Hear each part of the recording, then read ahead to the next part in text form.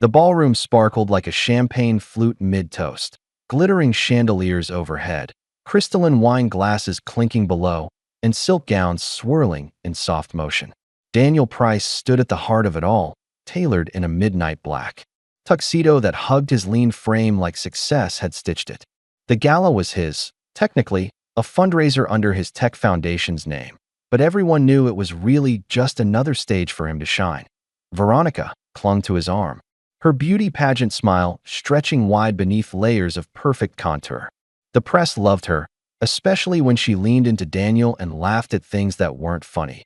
Daniel, one more. A photographer called. He turned slightly, chin high, hand resting flat against Veronica's lower back. Click. Flash.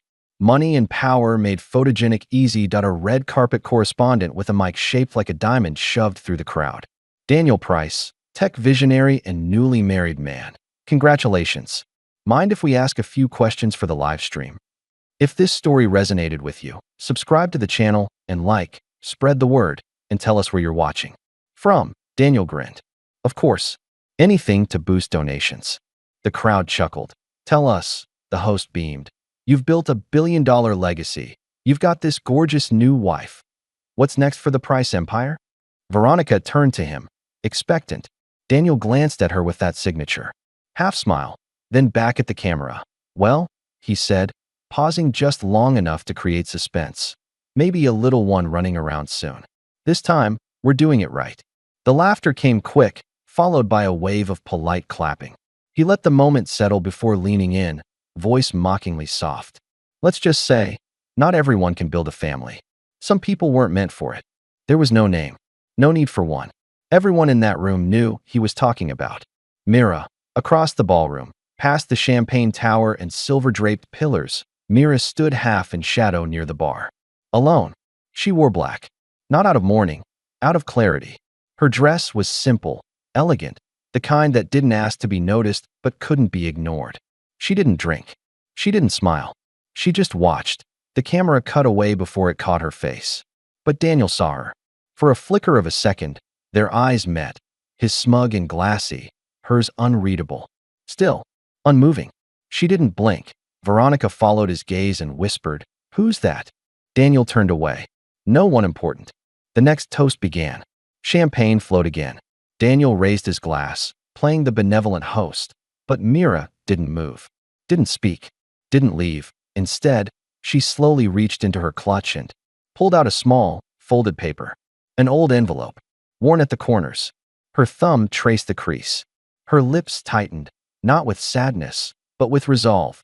Behind her, the bar lights dimmed. A soft piano started somewhere on the stage. People laughed louder as the buzz of wealth drowned out the meaning of things. But Mira remained still, watching, waiting. Daniel turned back to the room, already drunk on admiration. He had no idea that the gala wasn't the highlight of his year. It was the beginning of his reckoning. Before the gala lights and the charity cameras, before the tuxedos and Veronica's surgically perfect smile, there was a one-bedroom walk-up in Queens with chipped paint and a mattress on the floor. Mira used to bring Daniel coffee in mismatched mugs while he coded until sunrise. He would sit cross-legged in boxers, face lit by the laptop screen, murmuring about algorithms that could change the world. They didn't have much, but they had each other, or so Mira believed. She remembered the way he used to say her name. Like a promise. Back then, they dreamed in sync, building a tech company, traveling, maybe one day buying a brownstone in Brooklyn. And when Mira missed her period, it felt like a blessing, the beginning of their forever, until the blood came. Quiet and cruel. On a Wednesday morning, the first time, Daniel held her hand. The second, he stayed in bed, saying he needed rest. The third, he didn't come home. Miscarriage. The words settled over their lives like dust, impossible to clean, impossible to ignore. Mira felt it in her body, her bones. But Daniel felt it as an inconvenience, a weakness. "You're too anxious," he said once, eyes not meeting hers. Maybe that's the problem. She cried in the shower that night, the sound drowned by the water. He never asked why her eyes were swollen in the morning. As Daniel's startup gained traction, their apartment filled with awards, investor mail, expensive gadgets, and silence. Mira still cooked, still cleaned, still bought ovulation kits and marked calendars. But Daniel had already begun detaching. His tone shifted. Sharp edges where there was once softness. "You think I can afford to fall apart over this?" He snapped one night when she asked him to skip a meeting after another failed attempt. She learned not to ask again.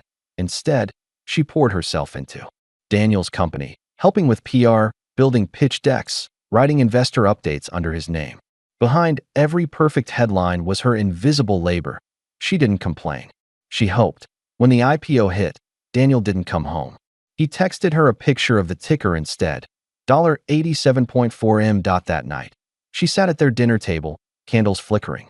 A roast gone cold. Alone, she still wore his ring. Still believed love was elastic, that it could stretch across grief and ego. But by the time she found the text from his assistant, the one that read "hotels booked," same suite, something broke. She didn't confront him. Not immediately. Instead, she left a note on the kitchen counter. "You didn't lose me. You gave me away." And then she disappeared from his world. At least he didn't know that months later, when she saw his face on the cover of Forbes, she didn't flinch. She only pressed her hand against her belly point, 3 months pregnant. Again, this time, she told no one. The envelope was cream-colored, hand-addressed, no return stamp. Still sealed. It sat buried beneath layers of clutter in Daniel's walnut desk drawer. Wedged between old patent documents and high-end hotel invoices, it had arrived 3 winters ago, weeks after the divorce was finalized. He'd recognized her handwriting immediately. He didn't open it. That night, he had stared at it for a full minute. Glass of whiskey in hand. Fire pit crackling behind him. Then, like so many inconvenient truths, he slid it away. Out of sight. Unread. Whatever she had to say, he told himself, was irrelevant. But the letter remained.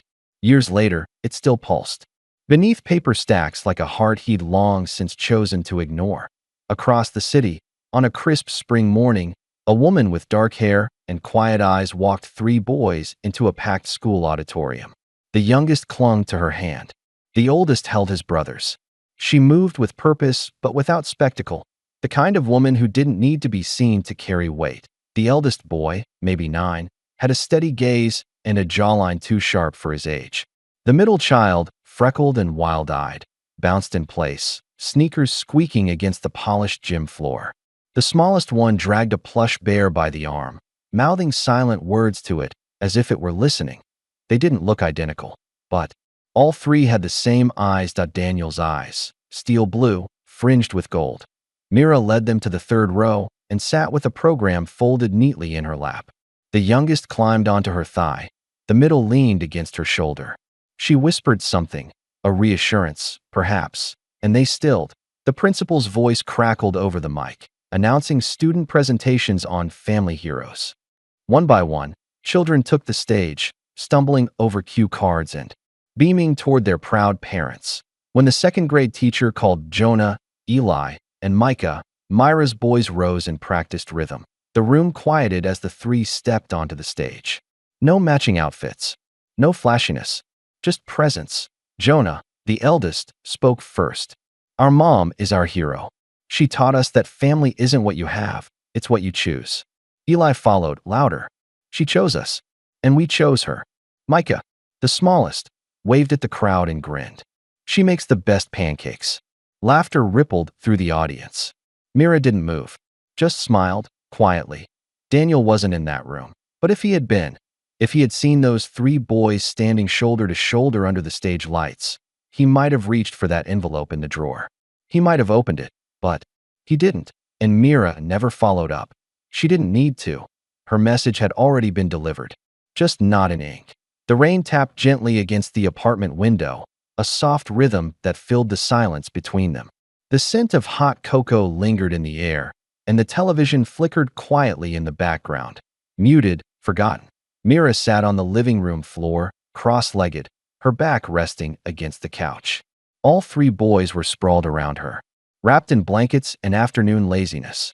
Jonah, the eldest, scribbled something into his sketchpad. Eli, the youngest, nursed a chipped blue mug of cocoa with 2 hands.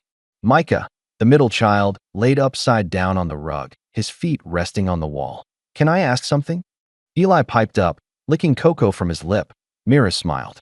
Always. That man on TV, he said slowly. The one at the party with the gold bow tie. Was that him? Jonah stopped sketching. Micah rolled upright. Mira took a breath. Yes, that was Daniel. Eli blinked. He's our dad. Mira looked at each of them carefully. He's your biological father. You've never met him, but that might change soon. Jonah set his pad down. Why now? Because, she said gently, there comes a time when truth needs a name. And it's time you know yours. Micah's brow furrowed. Is he mean? Mira hesitated. He wasn't always. People change when they forget what matters. Jonah leaned forward, his voice low. Does he know about us? No, she said. He didn't want to know. He made choices back then. Choices that hurt. But that doesn't make you a mistake. You were never a mistake. Eli scooted closer. What do we say when we meet him? Mira tucked a lock of hair behind Eli's ear. You say whatever feels true to you. Can I call him Dad? Eli whispered. Her heart tightened. You can, but only if you want to. Jonah stood abruptly and walked to the window. He didn't speak for a long moment. Mira watched him. Waiting, finally, he asked, is he rich? Yes, she said softly. Very. Then why didn't he come for us? The question pierced the room. Mira swallowed.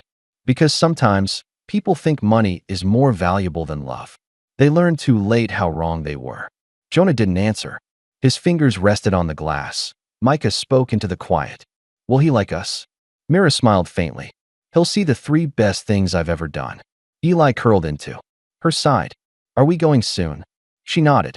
Next week. A public dinner. He won't be expecting us. Jonah turned around. You mean? We're just going to show up. Mira nodded once. You'll be with me. And I'll be right there beside you. Micah grinned. Cool. Eli yawned. I hope he likes pancakes. Mira laughed, pulling them both close. Then he's in for a surprise. Jonah sat down again, silent, pensive. She reached over and held his hand.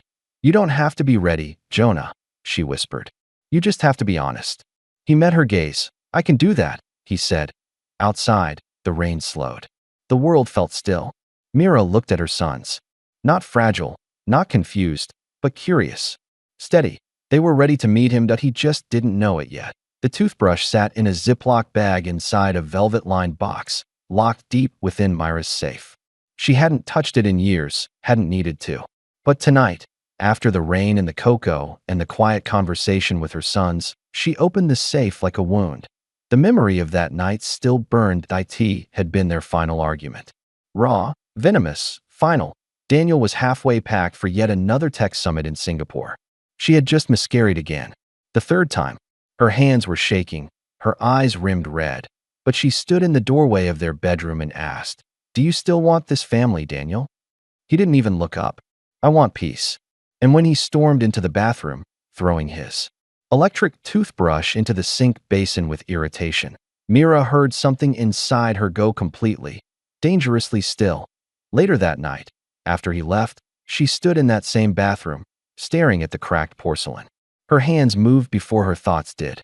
The toothbrush went into a bag, the bag into a drawer. She didn't know why then. Only that something told her she might need it someday. 2 weeks later, she felt the weight behind her ribs. The nausea, the pull. She didn't dare hope, but it wasn't a false alarm. This one stayed. So did the next, and then came Micah. 3 pregnancies. 3 boys. All while the world watched Daniel become richer, louder, emptier. She never went public. Never sought him out. She raised them on her own, tutoring at night, cleaning offices on weekends, accepting help only from women she trusted. She built their lives on routine and love and truth. But there was one piece of truth she kept hidden, even from herself, until that gala, until that camera, until Daniel looked into the lens and dismissed her like a footnote in his legacy. Some people weren't meant to build a family. That sentence had rewired something inside her. Not out of vengeance. That had never been Myra's nature, but clarity. If the world would believe his story, she had to tell hers. But not with words, with proof. She had waited for the boys to fall asleep before calling the lab. Quiet, measured, clinical. She didn't tremble when she handed over the toothbrush. She didn't flinch when the technician raised an eyebrow. She simply said, I need it for documentation. The results came 2 weeks later. 99.9% match. All three that she didn't cry. She didn't scream. She folded the results, placed them in an envelope, and tucked it into the same box where she kept the toothbrush, and that was that. Until now. She laid the box open on the kitchen table, moonlight casting silver shadows through the window blinds. She didn't touch the papers. She only looked at them, and at the boys' school photos lined up beside them, Jonah with his furrowed brow, Micah mid-laugh, Eli half-blinking. Her hands were steady. Daniel had no idea what she had carried in. Silence, not just their names. Their stories, their blood. And soon, the world would know. Not for revenge, for restoration. She closed the box, locking it once again. This time, not to hide it. This time, to prepare. The Grand Regent Hotel shimmered under crystal chandeliers and camelot centerpieces. Dozens of media personalities, corporate elites, and philanthropists filled the ballroom, dressed in sleek black, deep jewel tones, and curated smiles. Daniel Price stood at the podium, champagne flute in hand, basking in applause. Veronica, draped in emerald satin, beamed beside him. Her diamond earrings caught the light like camera flashes. Perfectly staged, perfectly timed. Tonight, Daniel said, grinning at the crowd, we celebrate not just innovation, but legacy. And mine, I promise, is only getting started. Applause erupted. From the entrance, Mira watched. She waited for the speech to end. Waited until the laughter had swelled and the spotlight had softened. Only then did she step forward. Her black dress was simple, understated. Her boys, in matching gray suits with navy ties, flanked her like shadows. Conversation stopped. Glasses paused midair. Veronica turned first, confused by the sudden stillness. And then Daniel saw her. The blood drained from his face. Mira walked forward slowly. Each heel clicked deliberate on the marble floor. She did not blink. She did not flinch. The boys followed close. Jonah, focused. Micah, wide-eyed. Eli, gripping her hand until she gave him a nod. They stopped just feet from the table where Daniel stood frozen. Mira said nothing. Jonah stepped forward. He looked up at the man who shared his eyes, lifted his chin, and said, clear and certain, "Hi, Dad." Silence detonated across the ballroom that a camera clicked. Then another. Then 10 more. Veronica's hand tightened around her clutch. Daniel's lips parted, but no words came. Eli tilted his head. Is this the man from TV? Mira finally spoke, her voice steady. This is Daniel Price. You've seen him before. Just not like this. Daniel looked at her. 1,000 thoughts swirled behind his stare. Confusion, fury, calculation. But none of them landed. You can't just, he started, but his voice cracked under the weight of the moment. Mira raised a hand, silencing him without a word. Then, to the crowd, these are my sons. Their names are Jonah, Micah, and Eli, and they belong here more than anyone. A woman in the back gasped. A phone camera zoomed in. The MC stood awkwardly near the podium, unsure whether to speak or flee. Daniel finally found his footing. What are you trying to do, Mira? She looked him dead in the eyes. Nothing, she said calmly. Just introducing your children to the legacy you were so proud of. He reached forward as if to usher her away, but she stepped back. Touch me, she whispered, and I promise this goes from exposure to litigation. She turned to the boys. Say goodbye. Jonah nodded. Goodbye, sir. Micah gave a tiny wave. Eli squinted. Do we have to see him again? Maybe, Mira said gently, but only if he learns your names first. And with that, they walked out. The ballroom buzzed. Murmurs, flashbulbs, chaos. Veronica whispered. Are they telling the truth? Daniel didn't answer. He just stood there, staring at the door, heart pounding, ears ringing. Because for the first time in years, he wasn't sure who he was anymore. BY Sunrise. The headlines had swallowed Daniel Price whole. Daddy Daniel? 3 boys, 1 legacy. Who is Mira Keller? Billionaire blindsided by secret children. News anchors dissected the footage frame by frame. Bloggers speculated wildly. PR teams panicked. The clip had gone viral before Daniel even rolled out of bed. Someone at the gala had live-streamed the entire confrontation. 30 seconds of silence, one 9-year-old's voice, and Daniel's stunned expression, replayed on every screen in the country. BY 9 a.m. Mira stepped onto a small stage at a modest downtown press hall in designer heels. No stylist, just Mira, in a navy blouse, black slacks, and quiet strength. Reporters murmured as she approached the podium, manila folder in hand. She didn't smile. "I won't be taking questions today," she began. "This is not a performance. It's a clarification." The room stilled. "My name is Mira Keller. I was married to Daniel Price for 7 years. During that time, I suffered 3 miscarriages. What the public didn't know is that I later gave birth to 3 sons, Jonah, Micah, and Eli. Daniel is their biological father." A rustle of gasps swept through the room. She opened the folder and held up 3 pages, clearly marked, time-stamped, notarized. "Here are the paternity test results, conducted independently. Verified. Documented. Sealed." She passed copies to the front row of journalists. "I didn't come here to ruin anyone's life," she continued. "I've never asked Daniel for financial support. I've never interfered with his choices. My only request is that he acknowledge the existence of the children he helped create." Flashbulbs sparked. One reporter shouted a question anyway. "Mira, are you filing for custody or child support?" Mira looked at him, not coldly, but firmly. "I already have full custody, and we don't need his money. We just want the truth on record." Across town, Daniel watched from his office. His phone was on fire. Legal counsel, brand managers, shareholders. Veronica. She stood in the doorway now, arms folded, makeup still perfect, but hands trembling. "She said you never supported them," Veronica said. Daniel didn't answer. She stepped closer. "Did you know?" "No," he whispered. "I swear to God, I didn't." "Would it have changed anything if you had?" That silenced him. The screen behind them showed Mira walking off stage, hand in hand with Jonah and Micah.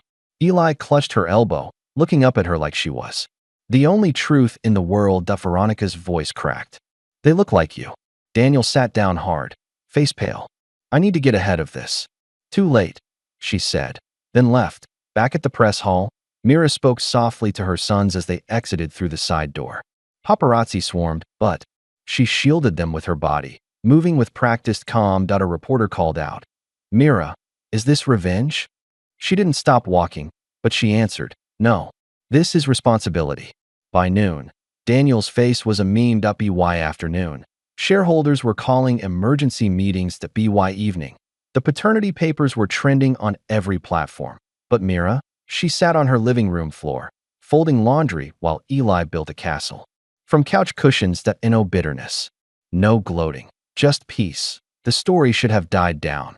But truth rarely does. 2 days after Myra's press conference, a woman appeared on a midday podcast with only her first name, Adriana. The episode, titled Inside the Price House, aired without fanfare, until someone clipped a 47-second segment and posted it to X. By nightfall, it had over 10 million views. "I was Myra's part-time housekeeper before the divorce," Adriana said, voice calm, Spanish accent intact. "Then Daniel asked me to stay on privately, just for him. I thought it would be the same work. But it wasn't." The host leaned in. "What do you mean?" Adriana hesitated. Mira had just miscarried for the 2nd time. She didn't know yet, but she was pregnant again. And Daniel, he wasn't happy. Not even a little. The room went still. He said things. Told me to keep her calm. Make sure she doesn't get any ideas. Any ideas like what? Adriana's voice broke for the first time. He wanted her to end the pregnancy. Said a baby would ruin everything. He wanted clean photos, IPO headlines. Not morning sickness and hospital bills. She paused. I knew then, he didn't want a family. He wanted a brand. The next morning, Veronica watched the clip in their kitchen, phone in hand, jaw clenched. Daniel entered mid-sip of his espresso. I don't need to explain this. Do I? He said, setting his cup down too hard. Veronica didn't look up. Why didn't you tell me? She's a disgruntled employee, he snapped. She's irrelevant. She remembered everything. She's lying. Did you ask Mira to terminate your child? Daniel didn't answer. Veronica stood, voice low. Answer the question. His jaw tightened. It wasn't like that. I was under pressure. I was trying to what? She said, stepping closer. Preserve your image? Is that why you humiliated her on camera? Is that why you ignored those boys like they were never born? Daniel exhaled, eyes darting. You don't understand what it takes to stay at the top. And you never understood what it meant to be a man. She whispered. He sat down on the edge of the counter stool. His hands shook. His mouth moved, but no sound came out. For the first time since Mira walked back into his life, Daniel Price didn't have a plan. His image was crumbling, and so was the man behind it. Veronica grabbed her purse and walked toward the door. "Where are you going?" he asked. "To be with people who don't need headlines to feel whole." She slammed the door behind her. Daniel sat there, staring into his untouched espresso, the foam swirling into nothing. He had told himself for years that children were a distraction, that love was optional, that legacy could be built in code and cash. But in 1 week, 3 boys had rewritten the narrative, and the world wasn't listening to his side anymore. The courthouse was smaller than expected, no marble columns, no flashing lights. Just a beige building with flickering fluorescent lights and a coffee machine that hadn't worked in months.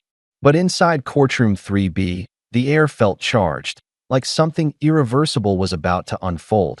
Daniel sat at the defendant's table in a slate gray suit, jaw clenched.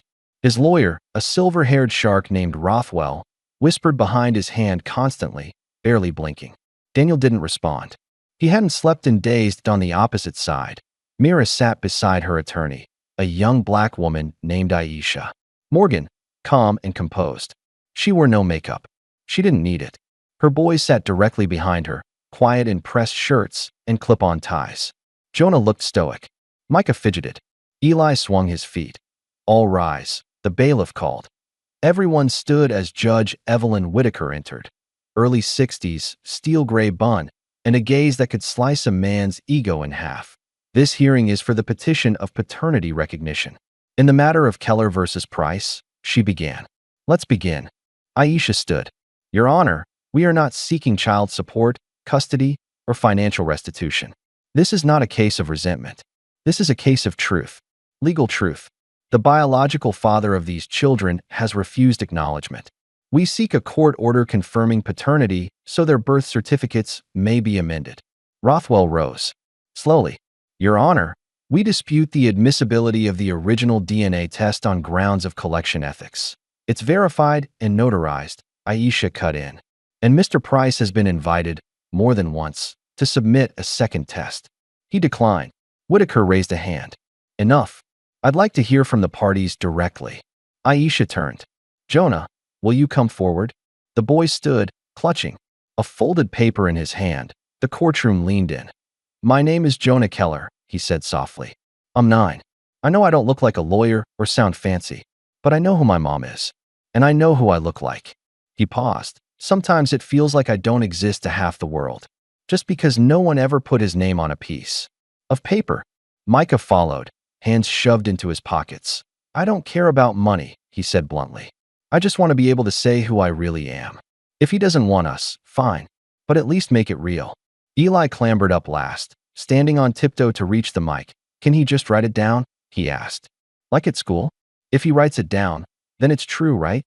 The silence was thunderous. Mira didn't cry, but her eyes shimmered with pride. Judge Whitaker leaned forward.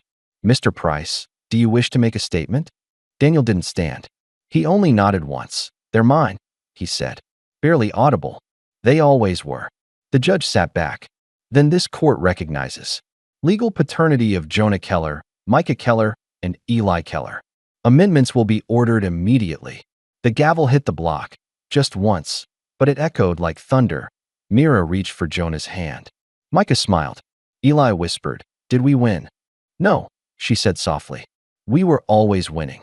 Outside courtroom 3B, the afternoon sun spilled across the courthouse steps in sharp gold angles.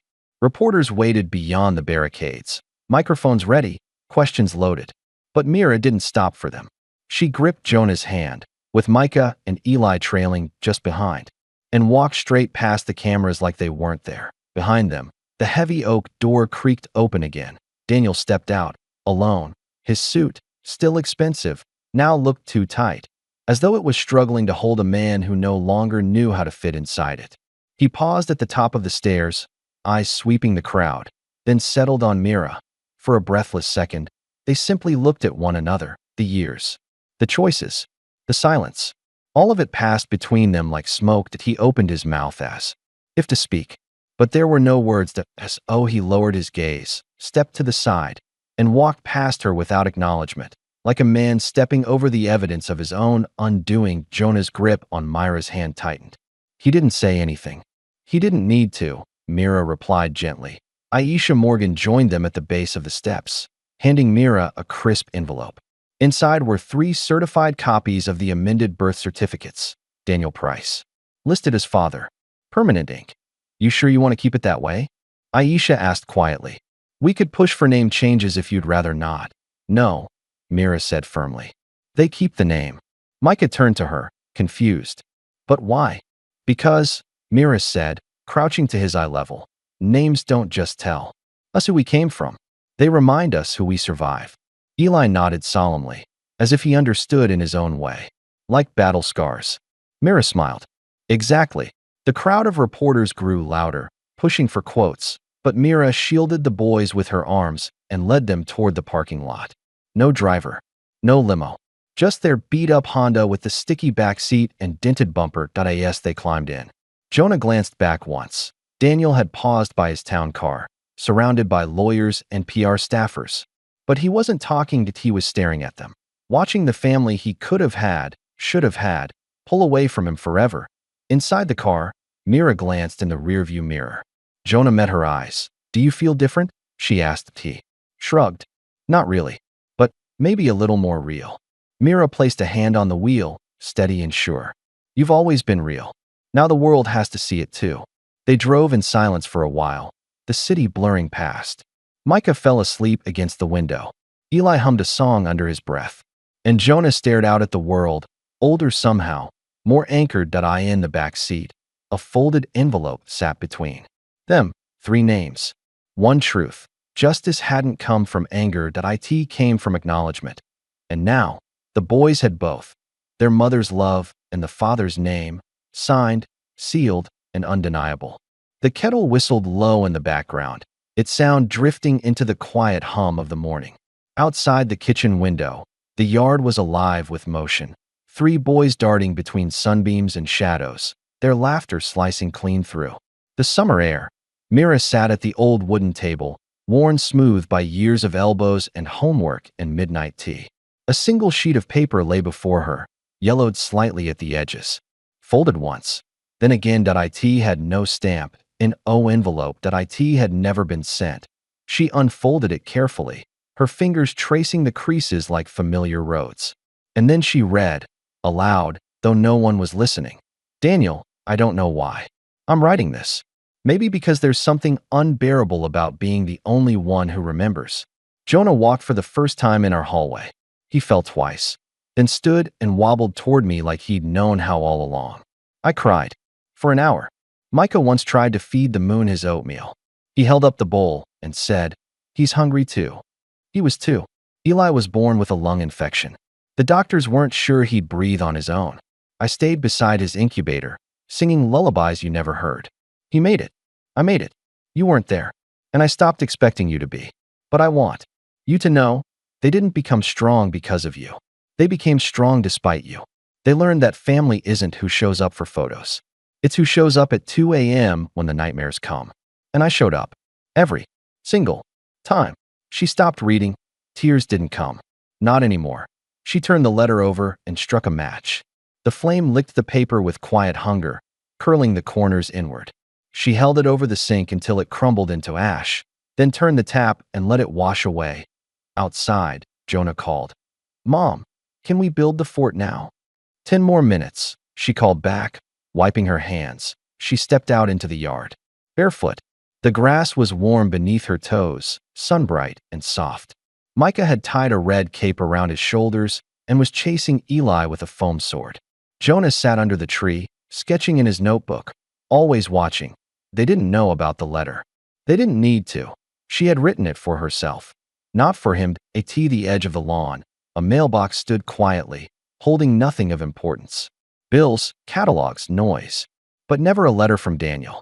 Not even after the court ruling. Not after the headlines. Not even a card. And Mira had made peace with that. Some men father children. Others raise them. And the world often confused the two. She crouched beside Eli and adjusted his cape. You're flying crooked, she teased. Good, he laughed. Then I'm harder to catch. She looked up at the sky. It was cloudless. wide and clean and full of breath. "Mom," Jonas said, from behind her. "Do you think he ever thinks about us?" She stood slowly, brushing dirt from her knees. "Maybe," she said, "but thinking and showing up are different things." He nodded. "I'm glad you were both." Her throat tightened. "So am I." Later, after the sun dipped low and the yard quieted, Mira sat in the doorway, sipping tea. The boys had collapsed in their beds, tangled in sheets and dreams. She listened to the rhythm of their breathing, the quiet music of a life built from truth. And somewhere, miles away, in a penthouse too clean and a silence too sharp, Daniel Price scrolled through photos on a news site. An image of Mira in the courtroom, hand on Jonah's shoulder. Another of the boys walking into school, heads held high. He lingered on one. A blurry shot of Micah laughing mid-sprint, cape flapping like wings that he didn't save it, but he didn't scroll past either. Some truths never knock, they just arrive.